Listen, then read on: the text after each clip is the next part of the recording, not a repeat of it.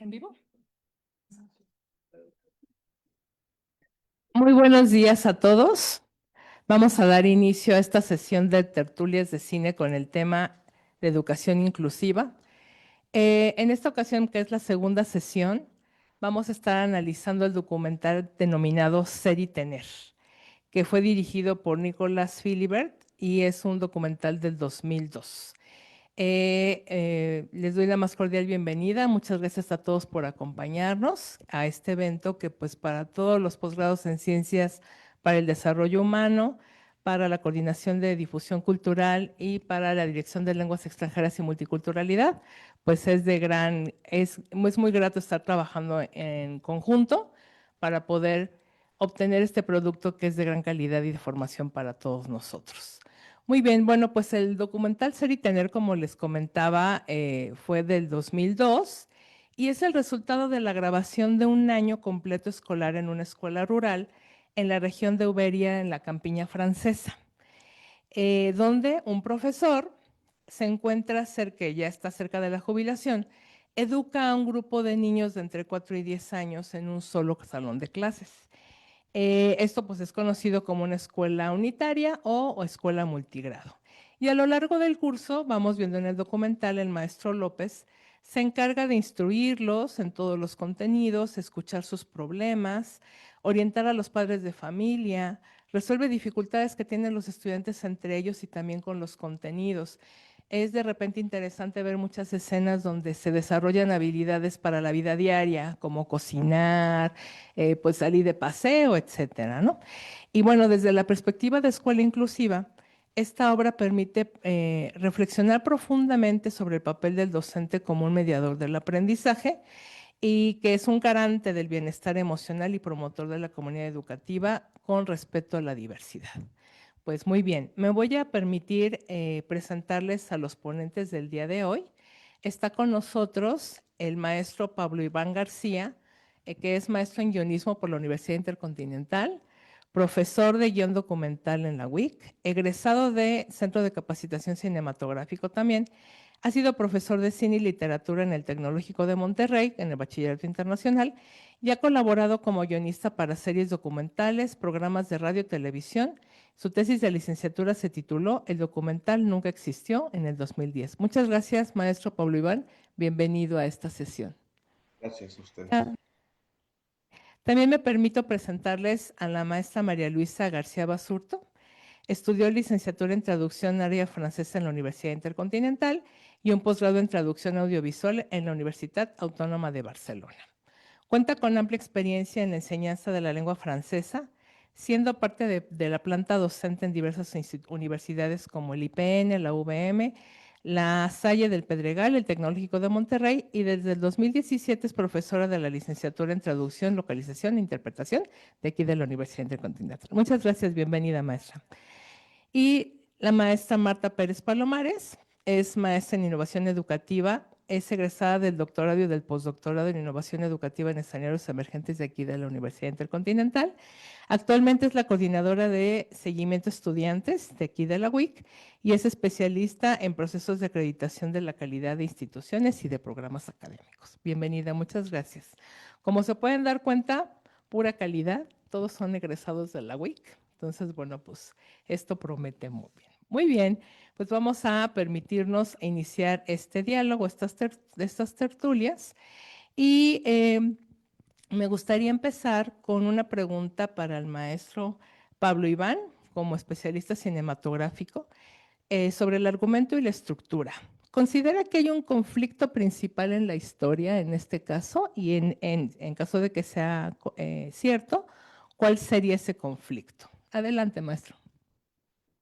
Bueno, es que gracias, hay que entender el concepto del documental aquí. Eh, no es un documental clásico en el sentido de la información que se nos brinda como espectadores.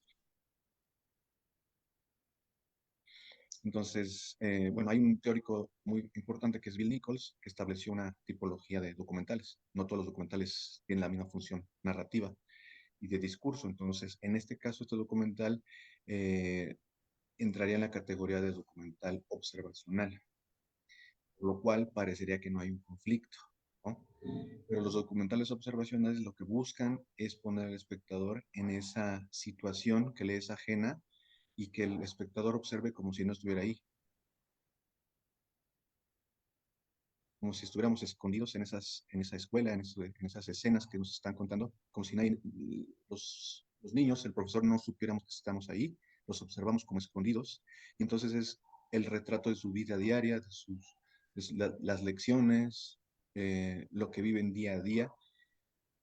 Podría parecer para muchos espectadores que no está pasando nada. Para los espectadores actuales podría resultar que no hay un conflicto, pero sin embargo sí lo hay y es eh, esa concatenación de eventos, ¿no? Que nos están dando un retrato muy fidedigno de cómo es dar clases en una escuela rural. Entonces, sí, definitivamente hay que establecer que es un documental no informativo, no es clásico en ese sentido, no nos brinda la información de forma obvia, entre comillas, sino que la va dosificando y, y tiene un objetivo, ¿no? El director hace esto con un objetivo claro. Muchas gracias, maestro Pablo. Muy bien, pues bueno, entendemos entonces que es un documental observacional y pues realmente sí podemos ir viendo cómo es el día a día en esa escuela, cómo se va desarrollando relaciones, todo el acto educativo, etcétera, de una manera pues, digamos, como a la distancia, pero a la vez el director logró hacerlo pues muy cercano, ¿no? Ustedes podrán recordar el documental donde pues te sientes parte de, ¿no? Como si estuvieras ahí y pues creo que eso es muy interesante. Muy bien, ahora me permito preguntar a nuestra especialista en contexto y cultura, la maestra María Luisa García, sobre qué características principales del contexto cultural en esta viña francesa, donde se desarrolla el documental, son determinantes para la historia, o en este caso para poder presentar la realidad en esta escuela. Hola, buenas tardes a todos. Buenos días todavía, perdón. Pues sí, es muy importante porque igual que aquí en México, no es lo mismo una escuela en una ciudad o en un pueblo que en, en el campo, ¿no? Que realmente ahí viven en el campo. Incluso se ve como uno de los estudiantes antes de irse a la escuela, pues ayuda con la granja, con las vacas, con todo eso, ¿no? Entonces, sí influye muchísimo. No es lo mismo ir en la ciudad que son salones que son con muchos alumnos y además todos más o menos de la misma edad. Aquí no, ¿no? Es un salón relativamente pequeño con muy pocos estudiantes y todos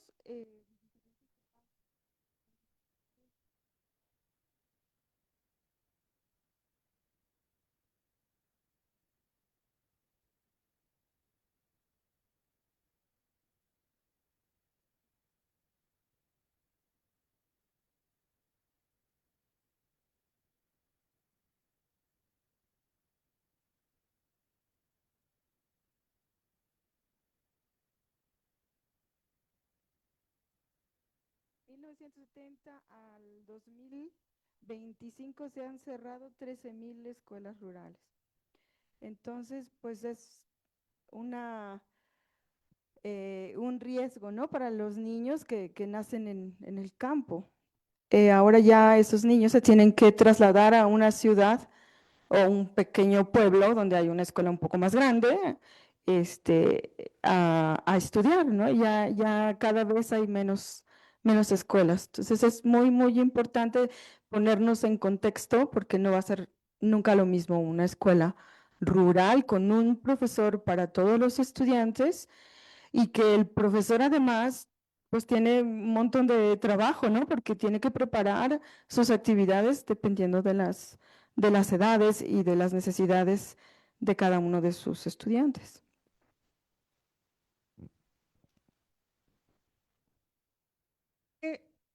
Creo que precisamente es esa característica la que nos ayuda mucho a reflexionar sobre la diversidad, esa atención a la diversidad porque pues ahí está presente, ¿no? esta presencia de diferentes edades en en un mismo lugar, en un mismo espacio, con necesidades educativas muy distintas, procesos también. Y ahorita que comenta de estas responsabilidades que se ve que cada uno de los niños tiene de acuerdo a su familia, algunos tienen que ayudar para alimentar al ganado, otros se ve que cocinan o lavan los trastes, etcétera. Y pues son responsabilidades extra a lo que tendrían que hacer para la escuela. Y eso pues también da el tinte de que pues estamos hablando de una diversidad en todos sentidos, ¿no? Porque no todos los niños que están ahí en el acto educativo tienen las mismas condiciones para poder acercarse al conocimiento y eso lo tiene que considerar el docente, ¿no? Entonces, pues es uno de los elementos clave que nos permite hablar de educación inclusiva. Muy bien, muchas gracias, maestra María Elena. Y ahora le cedemos la palabra a la maestra Marta Pérez como especialista en escuela inclusiva con la siguiente pregunta. ¿Cómo se representa el concepto de educación inclusiva en este documental? Buenas tardes, buenos días también.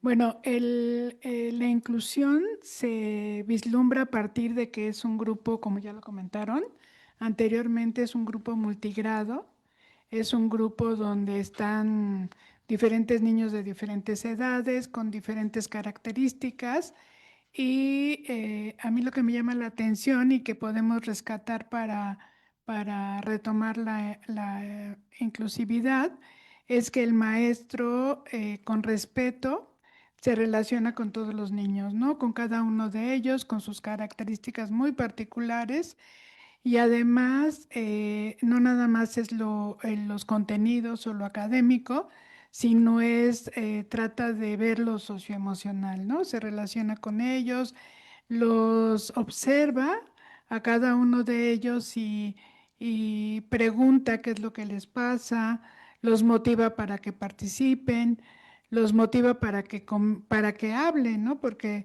de hecho hay una niña, no recuerdo ahorita el nombre, que no habla casi, ¿no? Que se queda muy callada y ya cuando le dice que va a pasar a nivel secundaria, le recomienda que hable, ¿no? Que se comunique más con sus compañeros, que tenga esta relación con ellos y que bueno, que al final él va a estar ahí para lo que se le ofrezca, ¿no? Pero bueno, la situación de inclusividad se puede ver a través de esta, este respeto que tiene el profesor por cada una de las actividades que ofrece a los niños, por su paciencia. A mí me llamó mucho la atención la paciencia, porque realmente, si yo me pongo en sus zapatos, igual y no sería tan paciente, ¿no? Pero sí, el respeto y la paciencia que tiene y la confianza que brinda a los estudiantes es muy especial y son elementos que pueden ayudar a que sea una escuela inclusiva. Sí, ahora que lo mencionas, Marta, así es, ¿no? No nada más con los niños, ¿no? Que es lo que se llega a ver, sino también con los papás, ¿no? Cuando los manda a llamar a algunos de ellos para poder platicar sobre los procesos de sus hijos, darles orientación, acompañarlos, pues él está ahí en la escuela, vive en la escuela, es parte como del modelo que tiene esta escuela unitaria o multigrado. Y pues es muy interesante, ¿no? Porque ahí se ven escenas que ya es en la noche, donde el docente pues está escribiendo, planeando, evaluando, y pues es una labor titánica el tener como presente a cada uno de los niños y sus características para poder ofrecerles lo que cada quien requiere, ¿no? Y creo que ahí también es como pues un elemento clave el rol que tiene el docente para que estos proyectos de escuela inclusiva pues realmente tengan un éxito. Si bien no es un programa de inclusión como tal, pero las condiciones que tiene la escuela que se notan en el documental obligan de alguna manera a que esta actividad por parte del docente pues tenga que ser dirigida a una educación inclusiva, ¿no? Entonces pues creo que es lo que es bastante interesante. Muchas gracias. Continuamos con este diálogo. Le regreso la palabra al maestro Pablo Iván. Y ahora nos gustaría conocer su opinión sobre el lenguaje audiovisual de este documental. ¿Qué elementos narrativos contribuyen a la historia o no? Y al género cinematográfico como tal. Adelante, maestro. Gracias. Sí, pues continuando con lo que comentaba en la primera intervención, en contraposición a un documental informativo, aquí no encontramos una voz en off. Por ejemplo, en los documentales tradicionales o los que vemos todos los días, siempre hay un narrador, una voz que nos va guiando sobre la historia. Es muy común tanto en las películas de ficción como en los documentales y nos informa cosas, nos pone en contexto, nos va dando información. Aquí carecemos por completo de una voz en off, porque nosotros tenemos que ir descubriendo la historia. ¿Qué otro elemento hay en los documentales informativos?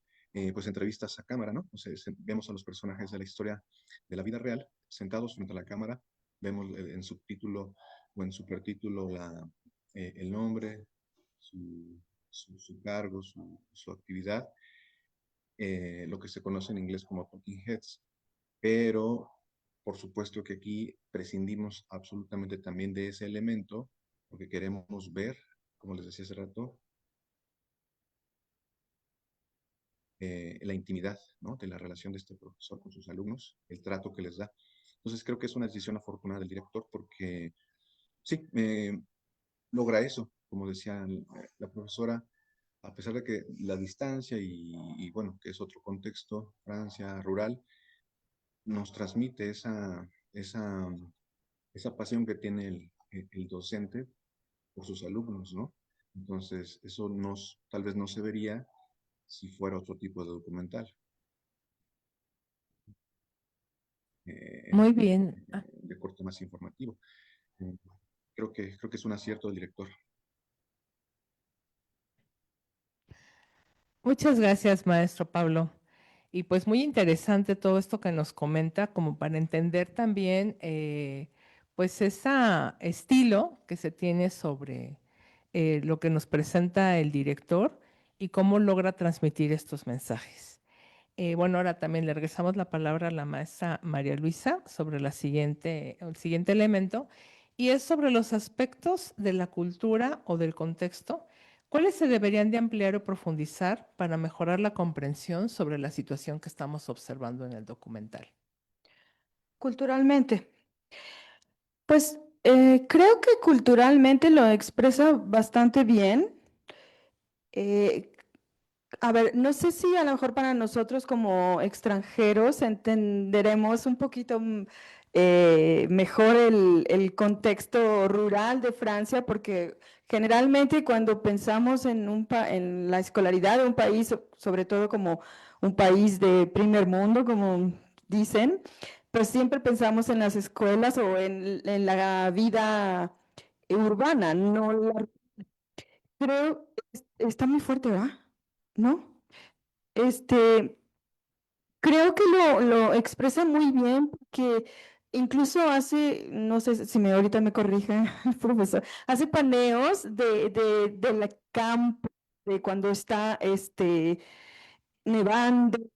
Entonces, creo que sí da muy bien de decirte, vean que no es una ciudad, es el campo, ¿no? Es porque está nevando, las condiciones, ¿no? De los estudiantes, cómo es su entorno, que no hay edificios, no hay, pues, una urbanización como lo podría haber en una ciudad, sino es campo.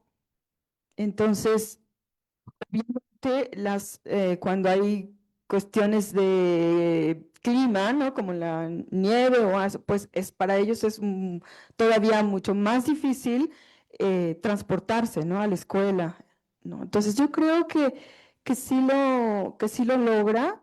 Ahora, con respecto a adentrarnos a que es una escuela rural. Con respecto a que es una escuela francesa, tal vez no tanto, ¿no? Bueno, tenemos el idioma, que es el idioma original de la película, pero, repito, tenemos un concepto de Francia totalmente diferente, ¿no? De croissant, de la Torre Eiffel, etcétera, ¿no? Y no tenemos información sobre la vida urbana de países extranjeros, tal vez ni siquiera de nosotros, ¿no? Entonces, pues no aparece gran cosa como momentos culturales o cosas culturales de un francés, ¿no? De una familia francesa, porque podría ser igual una familia mexicana, rural. Bueno, a lo mejor la vestimenta no, ¿no? Obvio el idioma, ni las casas, pero en cuestión del campo, pues sí, es casi lo mismo, ¿no? Entonces, culturalmente, lo repito, como para definir que es son familias o son estudiantes franceses, creo que no lo expresa exclusivamente. Ok, sí es muy interesante lo que comenta, recordando algunas escenas del documental, pues sí, realmente no se ve como la diferencia, por ejemplo, en los tiempos de la alimentación, ¿no? Que se tienen en Francia muy marcados, pues no se logra alcanzar, no se logra ver pues esa diferencia como tal, que pues también tendría su aspecto en la escuela, ¿no? Porque en algún momento ahí en el documental mencionan que los niños comen en la escuela, ¿no? Pero pues no se ve ese momento que pudiera marcar una diferencia en la cultura. Y esta también situación donde pues todavía los niños están muy pegados a su familia, ¿no? Por la edad, etcétera, están muy chiquitos, pero en algún momento también, como ya no pueden estar en esa escuela porque llegan a cierta edad, son obligados como a irse a una escuela diferente, más grande, para atender sus necesidades educativas ya en la adolescencia.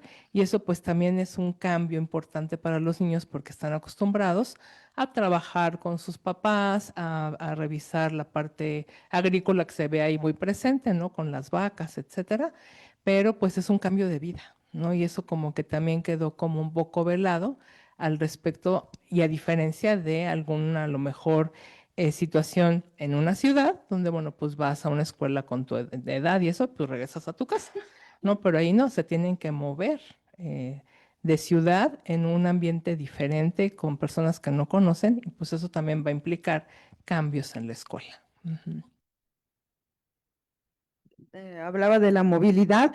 eh, no necesariamente tendrían que mudarse, pero sí hacer mucho tiempo para la escuela, ¿no? Tomar un autobús tal vez, o que los lleve su familia, pero estarían igual con 40 o una hora de trayecto.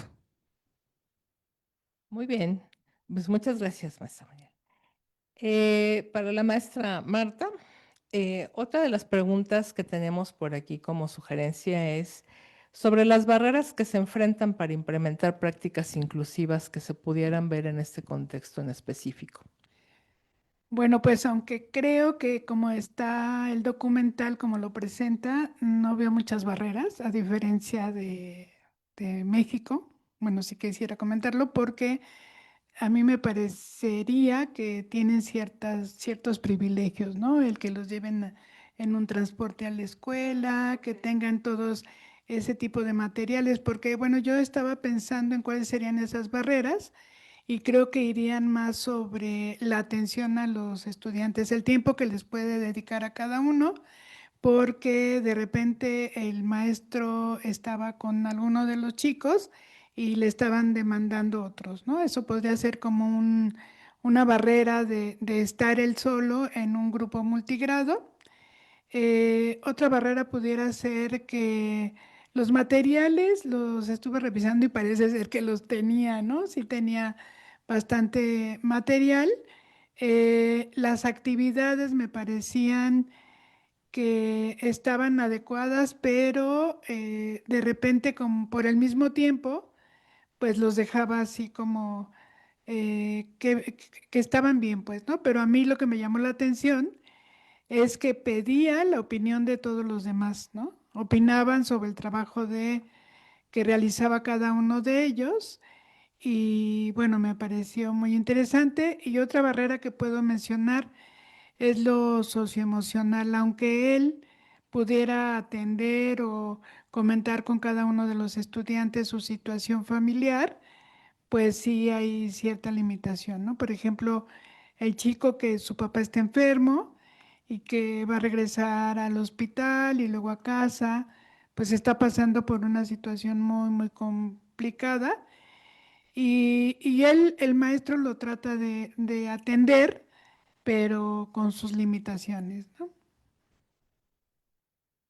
Sí, muchas gracias. Sí, yo creo que pues sí hay elementos del contexto y de la misma situación que se pueden ver como barreras y a la vez también pudieran funcionar de alguna manera como promover, ¿no? Por ejemplo, esto de la coevaluación que también me parece muy interesante, donde pues todos pasan, ¿no? Y es la opinión de tu compañero que está pasando por el mismo proceso y también esta cuestión de la autonomía, ¿no? Porque si bien pues no puedes estar todo el tiempo con ellos, pues sí promueve un aprendizaje autónomo, pero no poniendo en peligro, ¿no? De repente me causó mucho estrés la escena donde están queriendo fotocopiar un libro, dos chiquititos, se van a caer de la silla, ¿no? A mí como que eso me causó cierta angustia de que se fueran a lesionar allí de adentro de la escuela, ¿no? Porque se veía cómo se movían, se empujaban y yo lo hago y no sé qué. Pero pues eso también es parte del crecer, ¿no? Y de poder desarrollar habilidades motoras en los niños y pues la responsabilidad también. Llega un momento que dicen, no, pues es que ya deja de gastar hojas porque no nos está saliendo y pues entonces pido ayuda, ¿no? Entonces hay barreras que pues sí, son una barrera como para el desarrollo de la educación inclusiva, pero también es parte como del modelo de aprendizaje que se pudiera tener para promover otro tipo de habilidades. No, a lo mejor no es la mejor manera o la manera más correcta, pero pues ahí está, ¿no? Entonces parte de la experiencia. Pues muchas gracias, maestra Marta. Y bueno, continuamos. Ahora toca el turno nuevamente al maestro Pablo sobre este tema. Ya en cuestión del documental como tal, ¿cuáles son los mensajes que transmite esta obra? Adelante, maestro. Sí, bueno, se han hablado aquí ya de varios temas. En general, pues creo que el documental está pensado para transmitir un mensaje muy importante, ¿no? Que es, bueno, la realización es muy pulcra, o sea, está muy cuidado. Cada una de las escenas están súper cuidadas y bueno, hay que tomar en cuenta que los niños y el profesor de alguna forma se olvidan de que hay un equipo de cámara, hay un equipo de sonido, hay un director. Eso está muy bien logrado. Y todo el documental está orientado pues a hablar de ello. Yo diría que es un rasgo de humanidad, ¿no? O más bien de rasgos de la humanidad, en el sentido de pues la relación del docente con los alumnos, porque al final de cuentas pone de manifiesto pues, esta labor, ¿no? Y este oficio que pues, debe ser más bien algo eh, que nace dentro de uno, ¿no? No algo impuesto, en un trabajo como cualquier otro, sino realmente una labor social que no se puede aprender, eh, no se puede hacer de otra forma, no se puede llevar a cabo si uno lo trae, ¿no? Y nosotros como docentes pues lo tenemos muy claro. A mí me ha tocado dar clases alguna vez en un taller de literatura para niños, entonces sé lo que es convivir con, con gente, con pequeñitos, ¿no? Entonces, y tratar de transmitirles algo. Al final de cuentas se vuelve un asunto no nada más de enseñar un tema, sino pues, de guiar y de formar y de acompañar a los niños. Entonces creo que habla de la humanidad, o sea, en el sentido de compartir cosas, de ser empático con otros. Muchas gracias, maestro. Pues sí, esta parte de la empatía y el cuidado socioemocional que ha surgido en varios de los comentarios, creo que es un elemento clave para poder promover la educación inclusiva y bueno, que sea un éxito, ¿no? Porque de repente a lo mejor tenemos algunas prácticas, pero pues que no van hacia ese sentido. Entonces, pues ahí están ahí presentes y pues está funcionando. Muy bien, sobre ahora nuevamente contexto y cultura para la maestra María Luisa. ¿Cómo incide el contexto sociocultural en el sistema educativo que se muestra en el documental? Pues bueno, como lo comenté hace ratito, pues el contexto sociocultural es una comunidad rural, ¿no? Obvio con diferentes, a ver, déjame organizar mis ideas. Como ya y como muchas veces es diferente una comunidad de un campo que de una ciudad. Entonces, los alumnos bueno, los chavos que estudian allí, los estudiantes, pues tienen una cosa en común, la mayoría, que es el campo, ¿no? Y su familia que se dedica justo al campo. Entonces, a diferencia de un niño que estudia en París, por ejemplo, o en una ciudad grande, no sé, Lyon, Rennes, cualquier otra ciudad francesa grande, pues no tiene, no quiero decir las mismas oportunidades, sino eh, pues las mismas actividades más bien, ¿no? Entonces, por ejemplo, un ciudadano sale de la escuela y puede ir al cine, puede ir a otra actividad o no, tomar clases de fútbol o cualquier otra cosa, mientras que estos chicos pues no hay nada, ¿no? Su entorno es jugar entre ellos o ayudar en la casa. No sé si me estoy desviando de la pregunta. Este, entonces, pues sí es bueno, para todos es muy importante el entorno en el que nos desarrollamos, porque eso te da tus bases como para el crecimiento y el desarrollo tanto social, de interactuar con los demás, tanto como aprendizaje intelectual, ¿no? Un chico de la ciudad que va al cine y puede ver una película americana o de otro país, y entonces está influyendo en su conocimiento intelectual. Sin embargo, ellos no, lo único que tienen es, ahora sí que es su entorno y punto. A lo mejor si quieren ir al cine, pues tienen que pasar 40 minutos, una hora de viaje para ir al mejor pueblo y ahora sí que no tienen para escoger la que haya, ¿no? Entonces sí es muy importante el contexto donde se desarrollan los estudiantes. Sí, sobre todo por la presencia, como comenta, de los estímulos que pueden ser auxiliares para otro tipo de desarrollo, ¿no? En cuanto a habilidades o elementos para aprender culturas diferentes y, bueno, que se puedan salir un poquito de lo que es el contexto donde están viviendo en específico. Muy bien, muchas gracias, maestra. Y para la maestra Marta, ya hablando sobre las propuestas, ¿qué cambios podría proponer usted como especialista en educación inclusiva para mejorar la inclusión en el contexto presentado en este documental? Pues pensando en un ideal, ¿no? Porque bueno, en realidad me parece que el profesor hace realmente muchas cosas que son rescatables. Podría proponer que hubiera un personal de apoyo para platicar más con los estudiantes en cuanto a sus cuestiones personales, socioemocionales. Y, por ejemplo, él hace buenas actividades y sus estrategias didácticas me parecen adecuadas, pero de repente como que siento que, aunque él es muy paciente, siento que o percibí que de repente lo abrumaba, ¿no? El tener un grupo, pues al final creo que aumentaron los números de chicos que estaban y de repente pues hacía la separación por mesas y las actividades también, pero algunos avanzaban más rápido que otros y de repente pues como que se perdía, ¿no? Entonces en ese sentido podría hacerse como una sistematización más sobre las actividades dependiendo de los niveles de cada estudiante. Pero bueno, eso es idealmente, ¿no?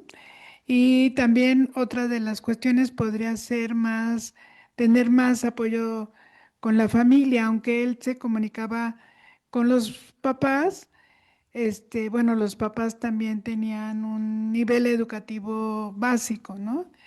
Entonces, en ese sentido, podría a lo mejor rescatar algunas experiencias familiares, unir más, que participara más la familia en la escuela, podría ser.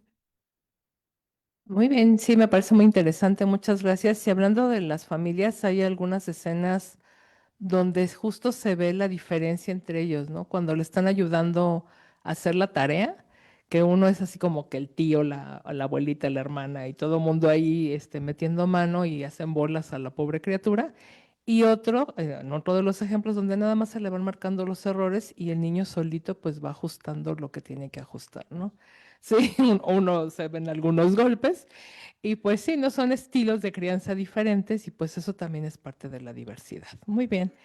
Le invitamos a todo el público asistente a que vayan preparando sus preguntas. Los que están por redes, si las pueden poner ahí en la transmisión para poder dar lectura a las mismas. Y vamos a ir haciendo el cierre con nuestros ponentes, donde les voy a preguntar a todos. Es una sola cuestión para todos y bueno, vamos tomando la palabra y el diálogo. Si quieren comentar algo extra, adelante. Y la pregunta es, ¿qué aprendizajes permite el documental sobre la relación entre cultura, educación e inclusión? A ver, no sé quién quiere participar primero. Marta, María Luisa, Pablo,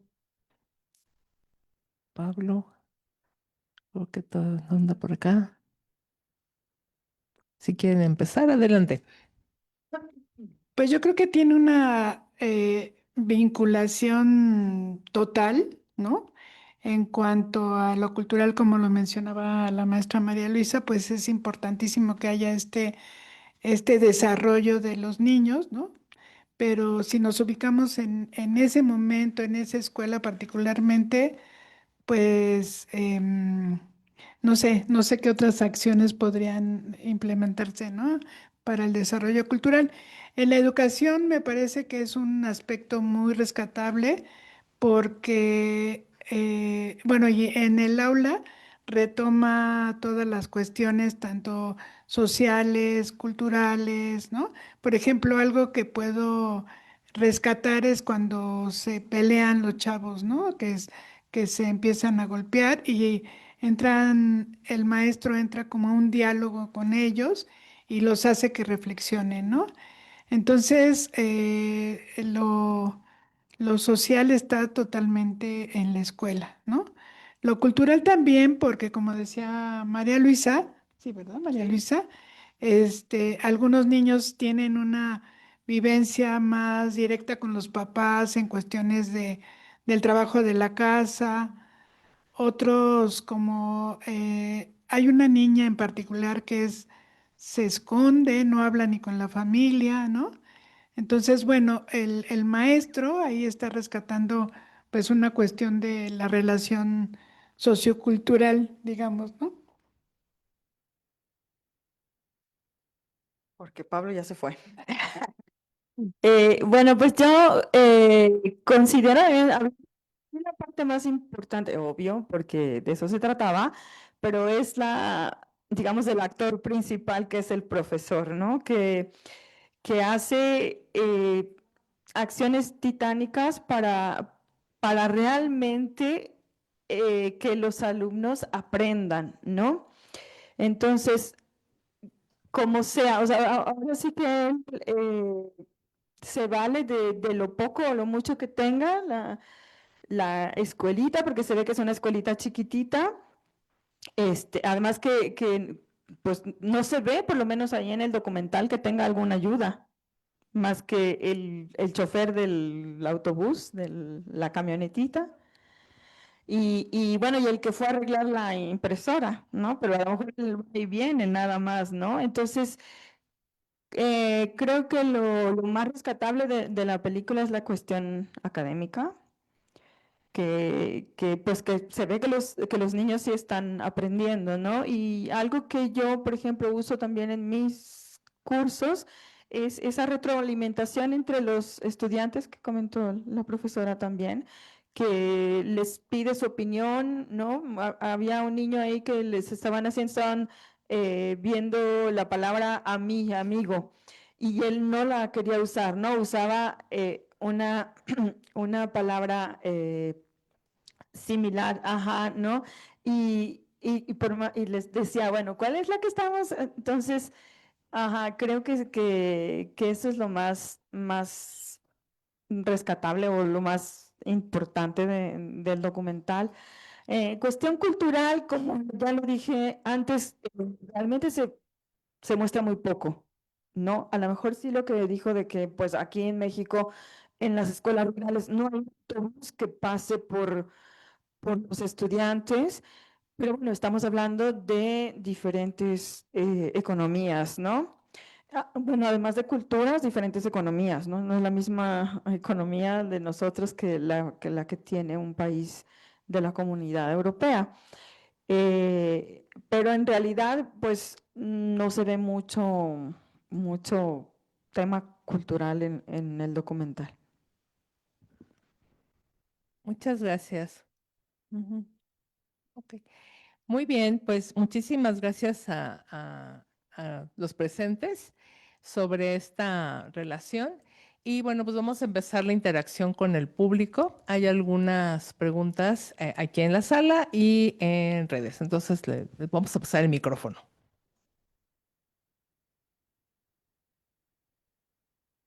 Gracias, hola, buenas tardes.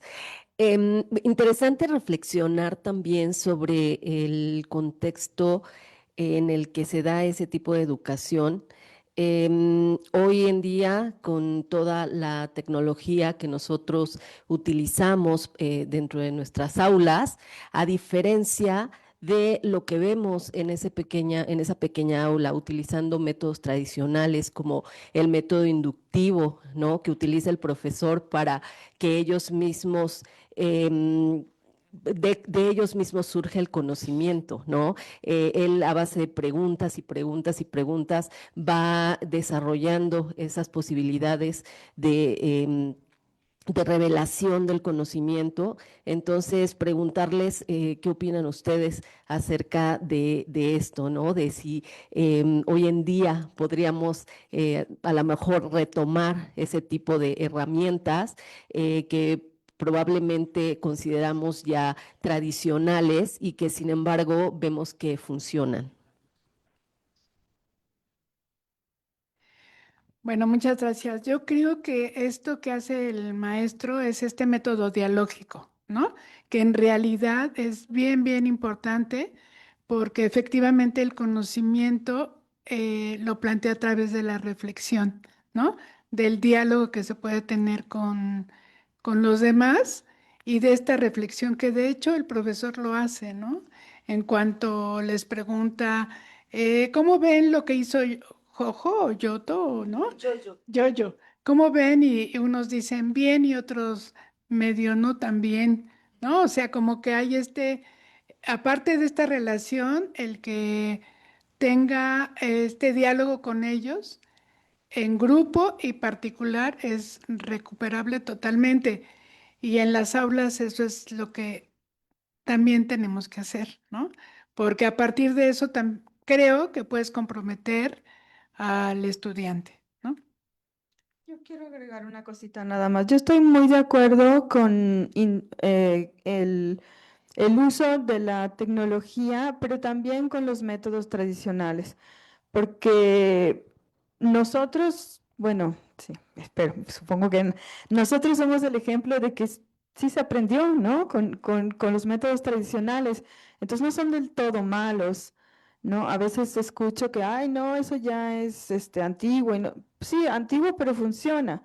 Entonces, una combinación de ambas, de usar la tecnología y además métodos tradicionales, creo que sería la enseñanza no perfecta, pero pues muy completa, ¿no? Sí, yo quisiera también preguntarles algo. ¿Qué buenas prácticas o qué prácticas de las que vimos en este documental creen ustedes que puedan ser beneficiosas y para implementar en un modelo similar rural en nuestro país? Pues las prácticas son todas, son todas las que realiza el profesor, ¿no? Y yo creo que digo, aunque sé que no podemos comparar porque son culturas distintas, pero aquí en el país, en nuestro país, hay muchas limitaciones, ¿no? Desde quiénes son los profesores, el profesor se veía que vivía ahí mismo, que tenía una situación, entre comillas, cómoda, ¿no? Aquí tendremos que ver, pues, los profesores, quiénes son, cómo están. También las características de los niños, pues, son totalmente distintas. Se veían niños sanos, ¿no? Aquí, pues, hay niños un poco desnutridos, ¿no? La pobreza es tremenda. Las prácticas en realidad se pueden rescatar, pero habría que considerar la situación, o sea, hacer una reflexión bien situada, ¿no? Porque es difícil, ¿no? El material didáctico que comentaba, pues estaba ahí, ¿no? Tú veías la fotocopiadora, los colores, todo, ¿no? Todo estaba ahí. Exacto, entonces yo creo que sí se pueden rescatar, pero sin dejar el contexto, ¿no? Bueno, yo solo quiero agregar lo mismo, ¿no? Y lo que ya comenté antes, no podemos comparar dos economías totalmente diferentes. Aquí en México hay muchos, muchos, muchos lugares donde no hay escuelas. No, en Francia sí, o sea, como lo dije anteriormente, han cerrado muchísimas escuelas rurales porque cada vez hay menos niños. Y entonces para 3 niños, a lo mejor, o 4 niños que puede haber en un pueblito, pues no van a abrir una escuela. Entonces, pues los hacen que vayan a la escuela más cercana. Y aquí en México, pues sí, hay muchas comunidades que viven en las montañas en los que no tienen un acceso a una escuela. Y la escuela más cercana está a 5 horas, ¿no? En autobús. Entonces ahí viene el costo de que no tienen dinero, digo, apenas para comer y luego para pagar el autobús para ir hasta la escuela. Entonces yo espero y tengo mucha, mucha fe en que algún día aquí en México todas las personas sepan leer y escribir, aunque vivan en la montaña, pero por el momento, más que las actividades, es, ese es el problema, ¿no? Que no hay escuelas.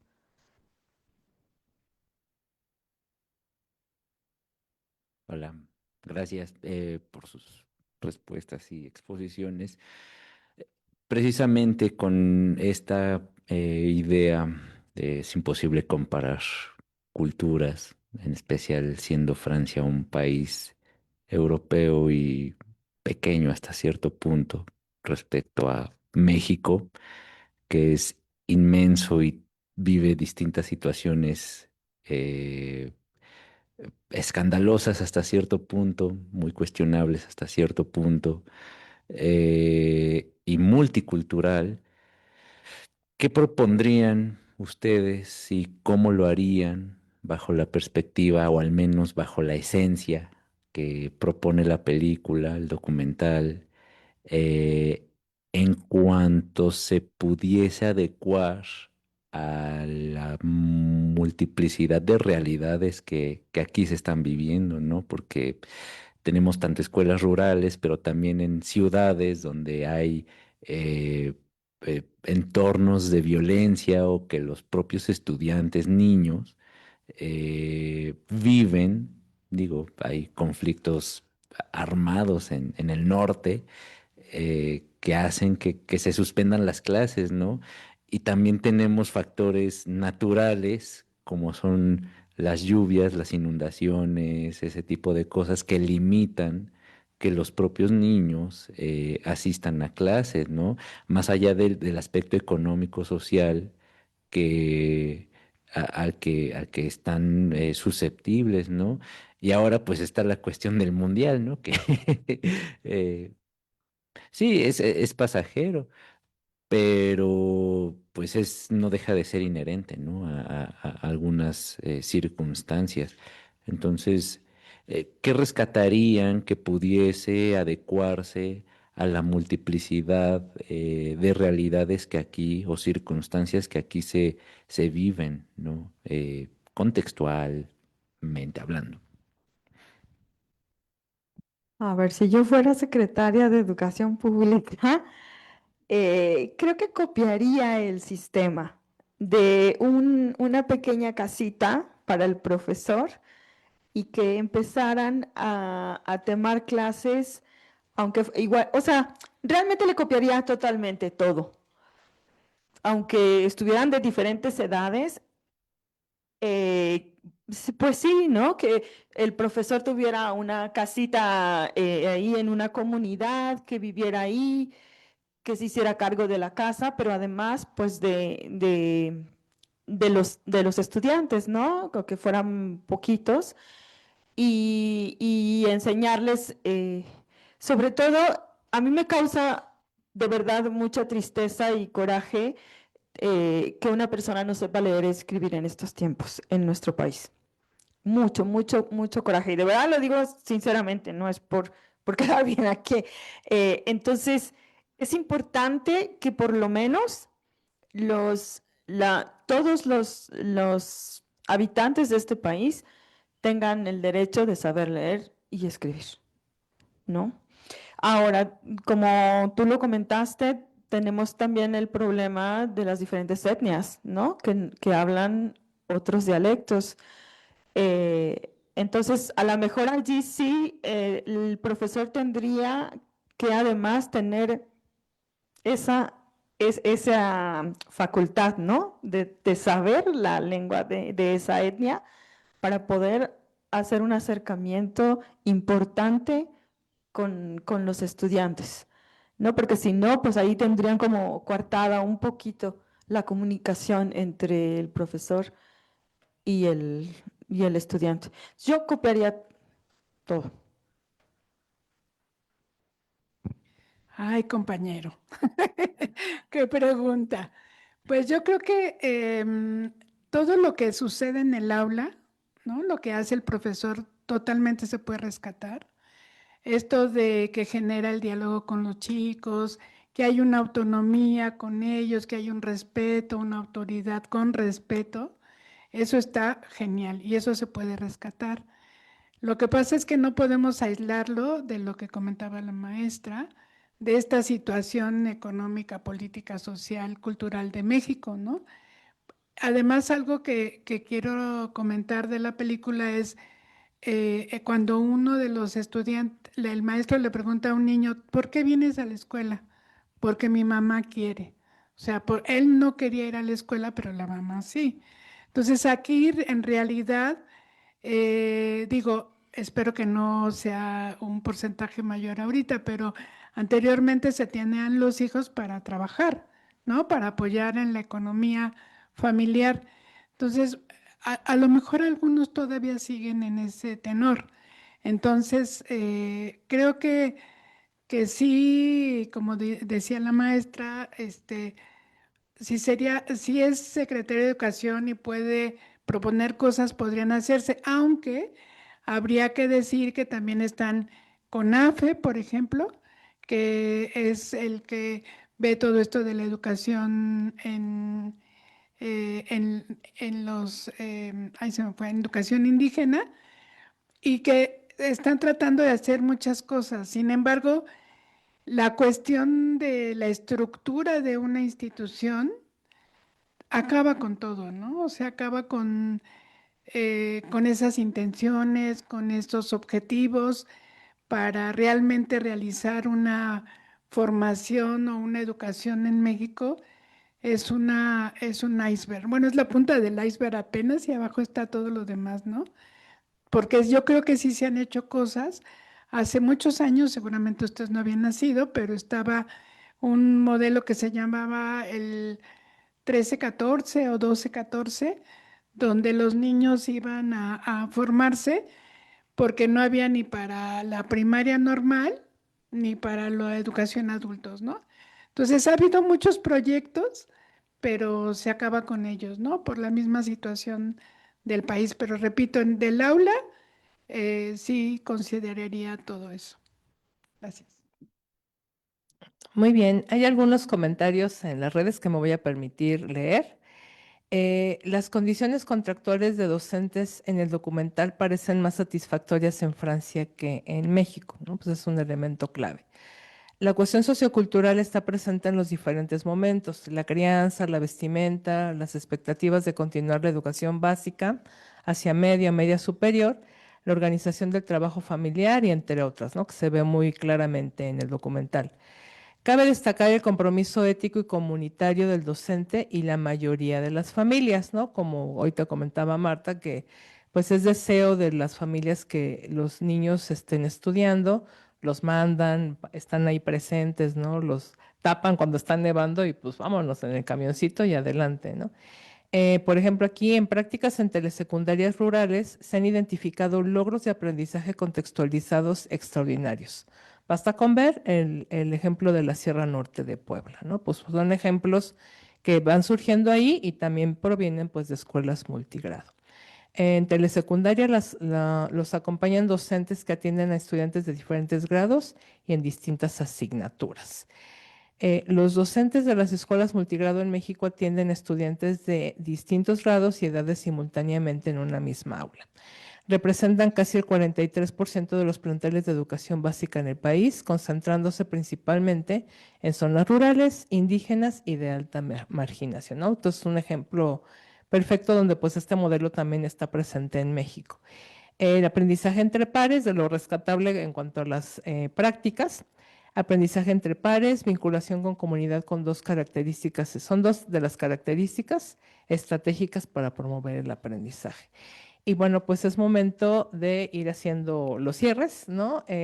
Lo más rescatable, bueno, lo rescatable, las ideas principales que surgieron ahorita del diálogo y del documental, pues son varias, ¿no? Una, pues esta parte de las aulas multigrado, escuelas multigrado unitarias, ¿no? Que ya estuvimos como comentando, donde pues la diversidad pues es evidente, ¿no? No nada más el documental retrata cuando la diversidad o la diferencia es muy marcada, como en el caso de una discapacidad, algún trastorno, algún elemento así diferenciador, donde pues sí se ve muy distinto.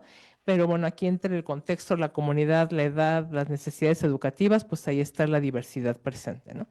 El rol que tiene el docente como eje en la inclusión, ya que es pues un guía, un facilitador, una figura de referencia emocional y también de orientación para los papás, que de repente dejamos ese contexto fuera y pues es parte de la comunidad educativa, ¿no? Y pues también se tiene que atender. Valores como la cooperación, respeto, responsabilidad. Me parece que una idea clave y central es ese respeto justamente a la diversidad. No se trata de hacer homogéneo el grupo, que nunca lo vamos a lograr en una escuela multigrado, sino atender las necesidades específicas de cada uno en un mismo contexto, ¿no? Entonces, como siempre lo hemos dicho y los que me conocen, que es como mi bandera, la diversidad se atiende con diversidad, no hay de otra, ¿no? Distintos modelos, distintos materiales, distintas formas de evaluar, distintos momentos, incluso de acercarse al estudiante. El diálogo con unos puede funcionar muy bien y para otros, pues no, hay que marcar ciertos límites. No te puedes relacionar igual con todos, ¿no? Tiene que ser como algo diferenciado, ¿no? Diversidad con diversidad.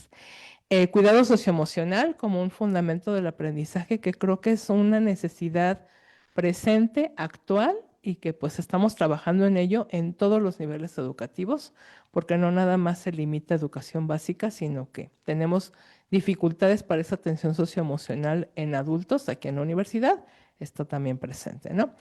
Y bueno, esta documental pues es de mis favoritos, como podrán darse cuenta, y creo que ofrece una lección muy valiosa sobre esta práctica educativa centrada en la persona, ¿no? Donde el docente pues realmente está acompañando y pues con sus limitantes y la forma en cómo él pueda o no estar recibiendo apoyo, pues va atendiendo, acompañando a cada uno, ¿no? Al final donde pues llega un grupo de niños nuevos, que a unos los carga, otros los deja, los manda con sus hermanos, que es una cuestión como de realmente vincularse y hacer una relación muy cercana con cada uno de los niños que está pisando esa aula. Entonces creo que eso es algo que tenemos que rescatar. el rol de la familia para las tareas y la importancia del aprendizaje en el contexto familiar, ¿no? O sea, el acto educativo no es solo limitativo de la escuela, sino que está en todo el contexto, incluidas las familias, ¿no? Entonces, bueno, no sé si alguien quiera agregar algo, alguna idea final, ¿nada? ¿Ninguno? Muy bien. Bueno, pues nuevamente muchísimas gracias a todos por su presencia, por su participación. Les vamos a hacer llegar sus constancias de participación. Muy agradecidas por todo su compartir con nosotros toda su experiencia y este conocimiento sobre las temáticas. Ya se nos fue el maestro Pablo por cuestiones personales, que estaba un poco complicado, y de conexión, pero pues también le agradezco mucho su participación y les haremos llegar las respectivas constancias. Muchas gracias y muy buena tarde.